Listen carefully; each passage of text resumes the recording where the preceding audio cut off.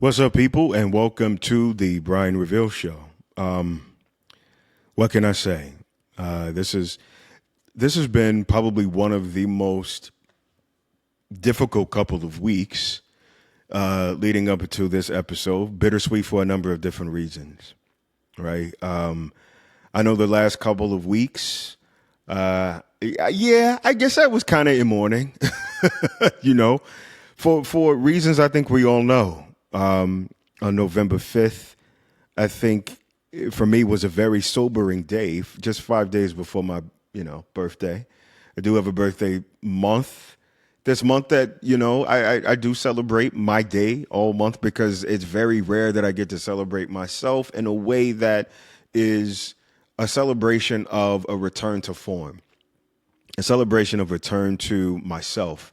I'm a giving person. So one of the things that I love to do is pour into people. I'm a teacher. I'm also a student. And that's a very symbiotic relationship as it relates to just my involvement with humanity, with earth, with all things that I know require to pour into and to receive. And the week of November 5th, I received a lot. I received some good news, but I also received news, as I mentioned, sobering news that had me in a state of mourning, had me in a state of disappointment. And it was not necessarily about anything that was new, it was for the possibility that could have been. It could have been different. I'm looking at my notes right now. Yes, I did have a few different things as one would prepare to do in this space. And thinking about whether or not it's appropriate, thinking about whether or not that it is essential to kind of really just go into a lot of what I prepared to discuss with you today. But I think only because there was a bit of a technical difficulty before I hopped on, I just want to talk to y'all. I want to rap to y'all. One of the things that this year has really brought me to a place and a point of awakening so I can really be prepared for just the transition internally that I have to make in my life that's going to make me a better man, that's going to make me a better person to really serve based on being a teacher. I think for me, this is an opportunity to kind of just like sit back and just share. I could tell you that over the past few weeks, all I could think about was that map. All I could think about was some of the key issues that were very important to people: democracy, the economy. And even though over a third of people who voted saw just the compromising of democracy, whether it's a storming of the Capitol on January 6th, whether it's electing someone who has a record versus someone who doesn't, versus someone who is going to, implement tariffs across the board and hear what people, hear what the main concerns are coming from people, and really just elevating the voices of the ignorant as if that were the case, and the consensus for all of us has been both sobering and frightening. And to also observe and quantify how many people have no idea what inflation is. How many people think that Biden is just so responsible for all of the higher prices right now, even not knowing that inflation has come down since, he's been in office. However, the Inflation Reduction Act has a lot to do with that. Also, having just this reminder play out in my head that so many people don't even understand the government's role. That the Fed is not the same thing as the federal government. That most people are actually more concerned with transgender issues, not even knowing that transgenders as a total population across the United States make up less than 1%. But they're so afraid of this being an issue that could really sideswipe their issues and civil rights. That, oh no, trans people shouldn't play in sports. When you're looking at less than 100 trans people anywhere that even play sports. And there is not one instance where that person has won a championship as a result of being on that team. There's no evidence at all. None. Right? So I challenge the people who hear my voice, who understand my concerns, to look within. How did you get to this place, and how did the other side get to this place? How did I get to this place? Because the more I sit and think about it, the more I'm conflicted with the possibility that even my position caused the other position, because every action is an equal and opposite reaction. And I get it. Sometimes I have my methods. This is the reason why y'all tune in. Because even though my methods are, very much like, kind of old school delivery, sometimes it's not as clean and the deliverable as what I would like for it to be. I think there's still a point and a position that we have to consider here. That map looked really reminiscent of 2016. And as I went to bed on the night of November 5th, prior to going to sleep, there was something energetically different. It was troubling. Now, normally, and I get it, East Coast, you have a lot of red states on the East Coast. That wasn't my thing. If you reach out to people, oh, no, that, it's supposed to happen. It's, it's the South, it's red states, blah, blah, blah. No, that's not true. I'm not relying on you to explain to me what I have based on my discernment. It wasn't your discernment that got me here. It's mine. So based on what I was able to pick up,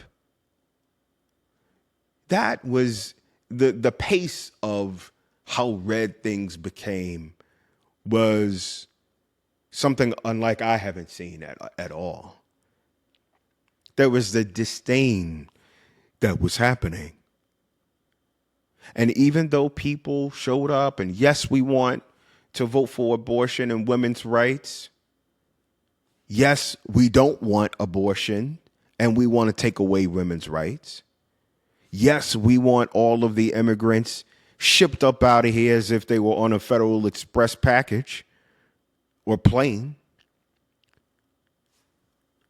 Yes, we want the trans people to eat the pavement, and you're not going to force my kids to learn about their sexuality and whether they're a boy or a girl. There were a lot of things that showed up. A lot.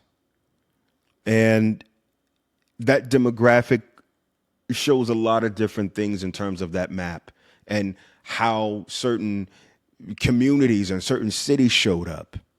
The traditional template, but there was something more visceral in its reaction this time. There are a number of different exit polls that say black men voted for Trump because of X number of reasons, blah, blah, blah. Overall, not even looking at the polls, I can tell you that it's not enough to make a significant difference. This community, the black community, you're talking about at the most a 2-point difference in certain cities. But holistically, you're talking about a 1% difference, a 2% difference. It means nothing. So when I see these exit polls saying Trump captured 20% of black men's votes, a significant increase among younger black men where the support nearly doubled. What is that about? See, I've said so many times that these podcasts are a way to really push that narrative because we know these young people don't read. We know, because if that's the case, because here, let's talk about what it is.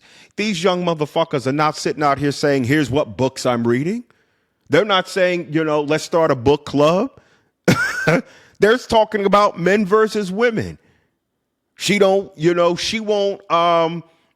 be submissive. He won't take me out. He only taking me out to fucking Starbucks and the Cheesecake Factory. They're not talking about really building an alliance together. They're not talking about that. And when I think about where did this stuff start, for me, that's a moot point. The fact that someone is not looking at any of this saying, you know what, if I'm a leader, even if I'm a leader for myself, I need to kind of step back and say, no, y'all have that. I'm going over here and do my thing. And there is no falling in line with what I got going on. We need to understand what the process is for the both of us, and we fall in line with the relationship. We don't fall in line with whatever you got going on, whatever I got going on, because that's how things make it in terms of an agreement. None of that shit is happening on these fucking podcasts. And so when I think about the visceral nature that's put out there among these impressionable minds, think about how you even have access to that stuff. Why is it prioritized in your feed?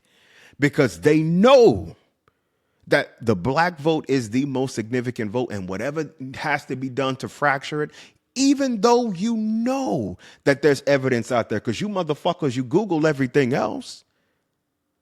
You look up everything else. You're looking up the porn. That ain't stopping you from driving a wedge with the young ladies, brothers, since it's a 20% increase.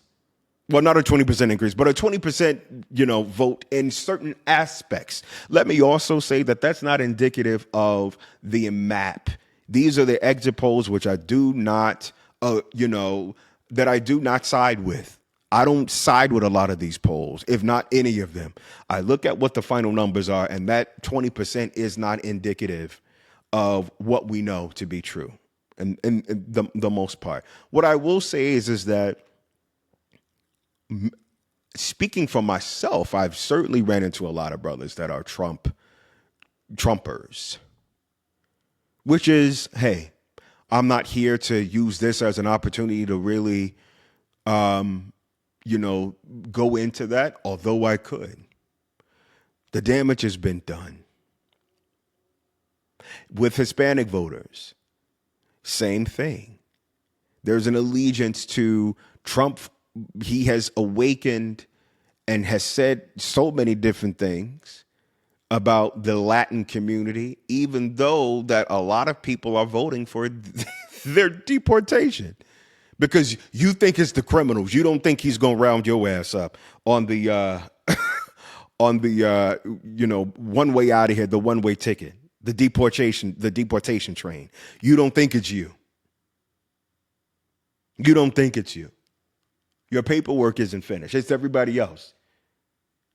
Oh, no. I'm not one of the ones that they're speaking about. Okay, well, I don't think that was something that they are going to look at pretty lightly, because when it comes to mass deportation, they look to put a lot of money in this, and they're looking to give up a whole lot of money too, because according to him, he wants to initiate the largest deportation operation in U.S. history, targeting millions of undocumented immigrants.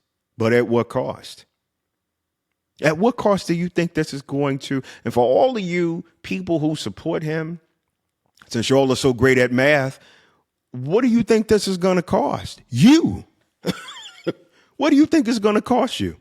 Because for the people who do know, the Congressional Budget Office, they estimate that by deporting all of the undocumented workers would reduce the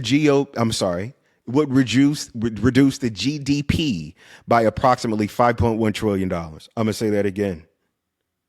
The Congressional Budget Office estimates by deporting all documented workers could reduce the U.S. GDP by approximately $5.1 trillion.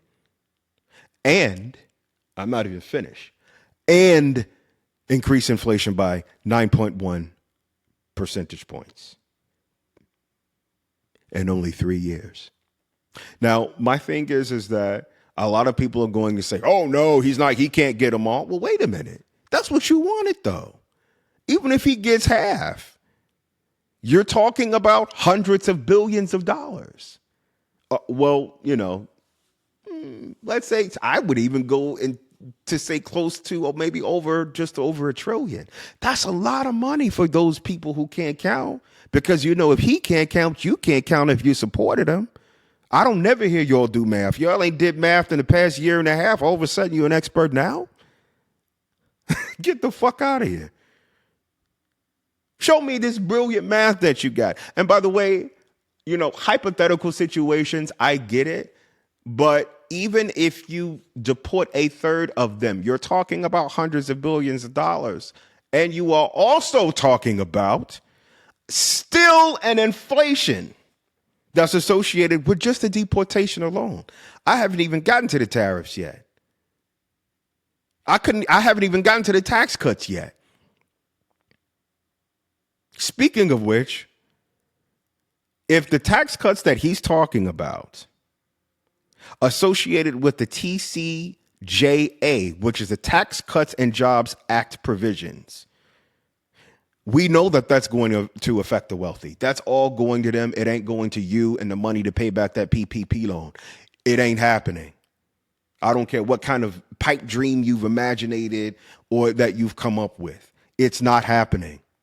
Even that proposed tax cuts alone increases the federal deficit by $5.8 trillion over the next 10 years. What do you think that's going to do to Social Security? Because I know a lot of y'all are 40 and 50 years old. Talk Trump. A lot of you motherfuckers are old. Y'all 40 and 52. Now, my thing is that a lot of y'all, you're not living high and mighty. Because see, here's the other thing. When we talk about retirement and long-term health care, these same people get super silent. You damn near stop breathing when the subject come up. You know why? Because you ain't really out here knocking it down like that at the bank. This shit affects you. Now, I've done my calculations. If I retire at 67, that means that I'm going to get $3,900, right? That's 20 years from now. Now, I can guarantee you that 20 years from now, $3,900 is not going to be any money at that particular point, because the inflation will be so significant according to what economics, not what you heard off a podcast, not what you heard on YouTube, but people who actually have a very substantive as well as a tried and true track record of being an economist, right? Because if you don't know what quantitative easing is, just stay out of the conversation. As a matter of fact, just fast forward to the next topic, because this is not for you right now. But for the individuals who hope to know what that is and who do the research, devastating. What are you going to do? This is a question you have to ask, whether you voted for him or not at this point, because the damage is being done. Tariffs. 10% across the board. Yes, Trump had tariffs before. Yes, Biden had tariffs before, but we're talking about a very targeted experience, a very targeted, sector that it was being applied to. Now you want to take that and now you want to put it across the board, and up to 60% of goods that come from China. Y'all are not ready. You're not ready. Deregulation. I like clean air. I like clean water. As a matter of fact, with some of the positions like RFK that he's ready to put in place, I like my teeth. But I wasn't thinking about getting veneers this soon. I'm just in my 40s. So all of these people, y'all on and off these dental plans, get ready. Because these motherfuckers going to be dropping like it's hot or rotten. I can't wait to see what y'all look like. You're going to really need to filter it in, baby. It's coming. It's coming. It's all coming. Social inequities in education, environmental consequences of rolling back all of these protections, economic instability. For me, it's all gloom and doom. I don't know about y'all, but that's where he thrives. This is what happens when you devote a complete mission to serve the haves versus the have-nots. And since it's more of us than them, get ready. Because the people that he have in place that's a part of the conversation right now with these picks like Tom Homan, the border czar, Tulsi Gabbard, director of national intelligence, criticized for promoting Russian propaganda. RFK, the guy who's instrumental for your teeth drops, he wants to take the fluoride out of the water. Secretary of Health and Human Services. Pete Hegseth, Secretary of Defense, accused of sexual assault in 2017 and says it was consensual, even though he settled that out of court. And Matt Gaetz, currently under investigation, and an attorney general at that. But this really takes the cake because today, November 19th, we find out that Dr. Oz is going to be over Medicare and Medicaid. It just doesn't get any more of a clown show than what's happening right now. But this is what you wanted. It takes a clown to know one, or align with one, better said. You have to. And I know that a lot of people, oh, well, the person is selected. Well, where's your fight? Where is the fight in you to get this? Where was the fight in you? Because there was a young lady who said a while ago, is that if the civil rights era depended on the modern day Negro, we would still be in the back of the bus. What are we built with and built like today? What is it? What can we rely on? There's a lot of things that are coming that I don't think people really understand. And it's frightening because you have every opportunity to still show up. You have every opportunity to get involved. You have every opportunity to use your voice and to make a difference. And we saw that. We saw that on November 5th. We saw it. It was sobering. It was chilling. And it was a lot for people who understand economics, who understand government, who understand civil rights and social issues, who understand education, who understand how these things operate. Yes, there are criticisms, but that doesn't mean that just because it doesn't work for the people who are not a part of the haves, that the have-nots should continue to feel the brunt of even squeezing more out of what it is that we have the ability and the strength and tenacity to do. You know, I've said a couple of years ago that, you know, the people that are instrumental in making sure that this dynamic, you know, what this economy, this country, this land is supposed to be, I aligned it to India. Now, if you've never been to India, there is an extreme social class there. It's either you are really, really, really, really, really rich or you are really poor. There is no in between. There is no middle class.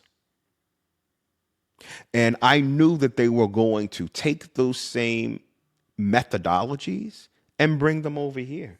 Because the people who were instrumental in making sure that they came to this land and they got what they needed, they got the resources, they got them.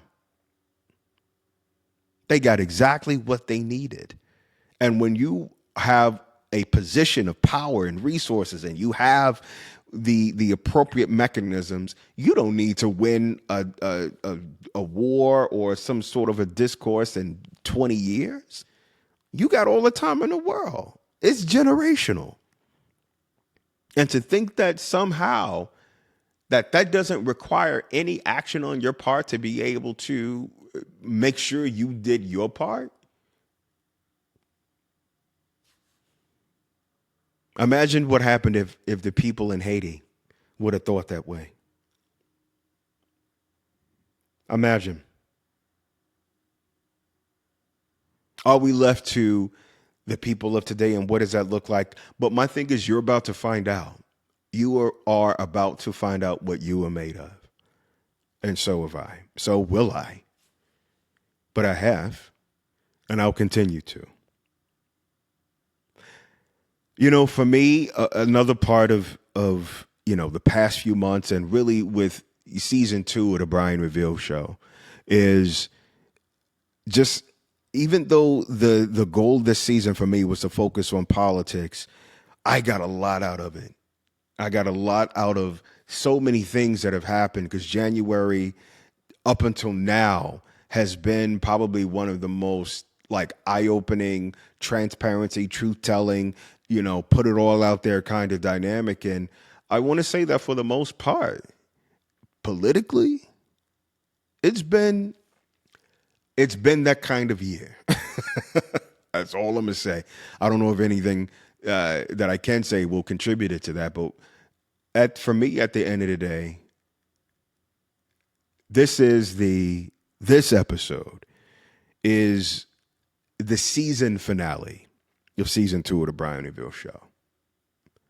And I'm also sharing with you that next season will be the last and final season of the Brian Reveal Show. Now, I've done this show now for holistically 4 seasons, 3 seasons with the Dynamite Network. Next season will be again season 3.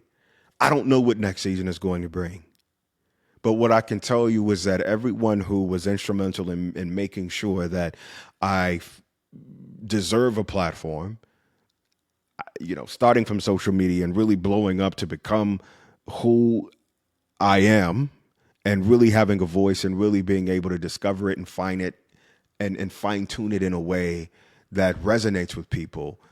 I mean, I got my chops, and I thank you for that, because none of this would be in place if it were not for you. So thank you to everybody who's listening and streaming this from around the world. And I get the reports I see. There are places that I've never been to that I'm shocked that the message is landing and responding there. So thank you so much. Thank you. And the Dynamite Network has been incredibly good to me. The Dynamite Network has, been just a platform that I'm so excited to see expand and grow in 2025. And truthfully, there have been some things that I've been working on that really require me to really kind of just put this to a level where I need to make the next season my final season. Again, I don't know what that's going to be, but whatever it is, it has to become something else. For those of you who follow me closely, I've been moving and working in a space as a filmmaker. I've actually been, writing and producing for years. But the past couple of years, being a filmmaker has been my way of using media to teach, to transform, to innovate. And I've done my due diligence with that in the media space, starting with my voice, starting with my personality. But now it's time for me to use a skill set that has been with me since the very beginning, and that's to tell stories. I'm excited for that, and I thank you for your support. In closing out season 2, I just want to say that if I could tie this into the original topic, life and your relationships and the people that you think that you're on the same page with, it becomes very sobering when you realize the opposite. Because we live in a state, in a culture, we live in a time where self-interests are becoming much, much more embedded in the human psyche. So that means transactional relationships. You get to determine what your transactions are. Transactions can be very one-dimensional. You go to the grocery store, you put $4 down for, maybe, I don't know, a bag of chicken or something. I don't know, maybe 6 slices of chicken. And you walk out. You go on with your life. The person at the counter means nothing to you. You also have a transaction where You go to your neighborhood grocer. You as a customer and the cashier both know each other by name. That person is able to greet you with a smile, ask about your children, you ask about theirs. And there's a real protection that's embedded in that relationship. That's deeply embedded in that transaction. And so the question becomes at this point and going forward, what kind of transactions are you able to cash out on? Because it may be you at the end of the day. Or maybe you can create a village with what you choose to pour in. Because not everybody's going to appreciate, respect, honor what your contributions are. But they'll certainly try to squeeze as much as they can out of it. So protect yourself. Whoever it is that you have a shared vision with, maintain and nurture those relationships. I have to go and nurture my next steps for me with the reason why I was put here as a creator, an artist, a teacher. These things are a way that I get fulfillment for what it is that I'm here to do, my duty, my call, my purpose. And I encourage you and challenge you to find yours and to make it meaningful. This is the Brian Reveal Show, signing out. Until next time.